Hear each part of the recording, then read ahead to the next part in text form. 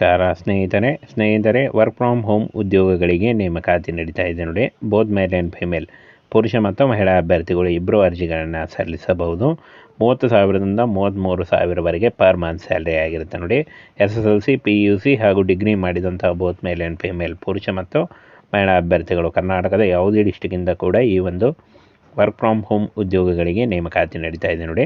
ಹಾಗೆ ಈ ಒಂದು ಹುದ್ದೆಗಳಿಗೆ ಅರ್ಜಿಗಳನ್ನು ಸಲ್ಲಿಸಬಹುದಾಗಿರುತ್ತೆ.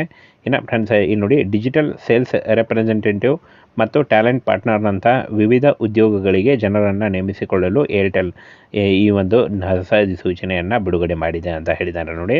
ಫ್ರೆಂಡ್ಸ್, ಏರ್ಟೆಲ್ನಿಂದ ವರ್ಕ್ ಫ್ರಮ್ ಹೋಮ್ ಉದ್ಯೋಗಗಳಿಗೆ ನೇಮಕಾತಿ ನಡೀತಾ ಇದೆ.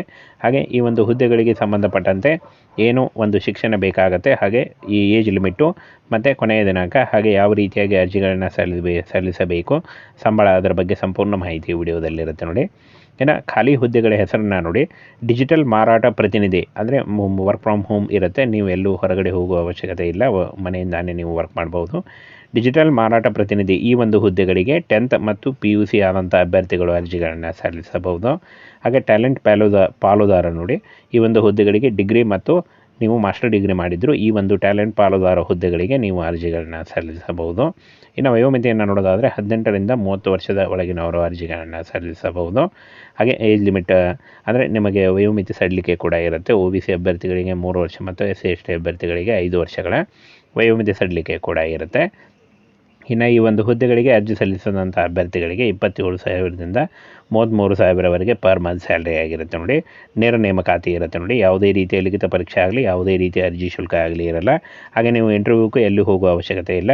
ಇಲ್ಲಿ ನೋಡಿ, ವಿಡಿಯೋ ಸಂದರ್ಶನ ಇರುತ್ತೆ ನೋಡಿ. ನಿಮ್ಮ ಮೊಬೈಲಿಗೆ ವಿಡಿಯೋ ಸಂದರ್ಶನ ಬರುತ್ತೆ. ಹಾಗೆ ವಿದ್ಯಾರ್ಹತೆ ಮತ್ತು ಪರೀಕ್ಷೆ ಹಾಗೂ ವಿಡಿಯೋ ಸಂದರ್ಶನದ ಆಧಾರದ ಮೇಲೆ ಉದ್ಯೋಗಿಗಳ ಜನರನ್ನು ಆಯ್ಕೆ ಮಾಡಿಕೊಳ್ಳಲಾಗುತ್ತೆ ಅಂತ ಹೇಳಿದ್ದಾರೆ ನೋಡಿ.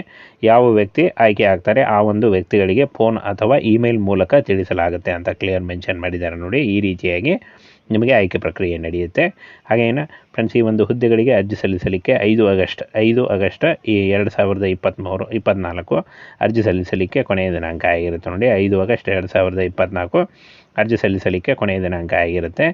ಸಂಪೂರ್ಣವಾಗಿ ಈ ಒಂದು ಹುದ್ದೆಗಳು ವರ್ಕ್ ಫ್ರಮ್ ಹೋಮ್ ಉದ್ಯೋಗಗಳಾಗಿರ್ತವೆ ನೋಡಿ. ಸಂಪೂರ್ಣವಾಗಿ ವರ್ಕ್ ಫ್ರಮ್ ಹೋಮ್ ಉದ್ಯೋಗಗಳಾಗಿರ್ತವೆ. ಹಾಗೆ ಈ ಒಂದು ಹುದ್ದೆಗಳಿಗೆ ಆನ್ಲೈನ್ ಮೂಲಕ ಅಫಿಷಿಯಲ್ ವೆಬ್ಸೈಟ್ಗೆ ಹೋಗಿ ನೀವು ಅರ್ಜಿಗಳನ್ನು ಸಲ್ಲಿಸಬಹುದು. ಏರ್ಟೆಲ್ ಮಾತ್ರವಲ್ಲದೆ ಇನ್ನೂ ಹಲವು ಉಳಿದಂಥ ಕಂಪನಿಗಳಿಗೂ ಕೂಡ ನೀವು ಅರ್ಜಿಗಳನ್ನು ಸಲ್ಲಿಸಬಹುದು. ಅದರ ಒಂದು ಲಿಂಕನ್ನು ವಿಡಿಯೋ ಡಿಸ್ಕ್ರಿಪ್ಷನ್ ಬಾಕ್ಸಲ್ಲಿ ಹಾಕಿರ್ತೇನೆ ನೋಡಿ. ಅಲ್ಲಿ ಹೋಗಿ ನೀವು ನೇರವಾಗಿ ಅರ್ಜಿಗಳನ್ನು ಸಲ್ಲಿಸಬಹುದು.